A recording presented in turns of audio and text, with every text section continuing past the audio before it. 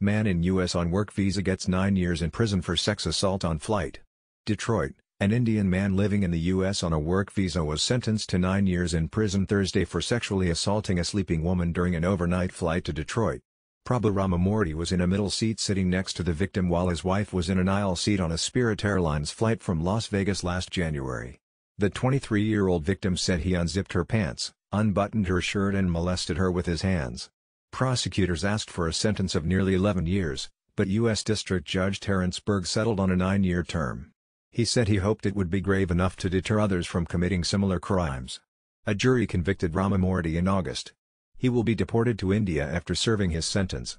The victim, a model, declined an opportunity to speak in court. She watched the hearing from the first row with her boyfriend and a support dog. At trial, she testified that she woke up during the flight and saw his hands inside me. She said she felt petrified, frozen. Everyone has the right to be secure and safe when they travel on airplanes. We appreciate the victim in this case for her courage to speak out, U.S. Attorney Matthew Schneider said.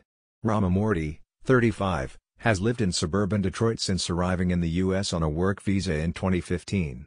He and his wife were returning to Detroit on the Las Vegas flight after a trip to the Grand Canyon. Speaking through a Tamil interpreter, Ramamurthy said he didn't want to make a statement before getting his sentence. The judge noted a lack of remorse but acknowledged that Ramamurthy had a right to stay silent. Defense attorney James Amberg asked for a prison sentence of less than 10 years. He said the conviction will bring severe and lifelong consequences to Ramamurthy and his wife when they return to southern India. His life is effectively over, Amberg told Berg.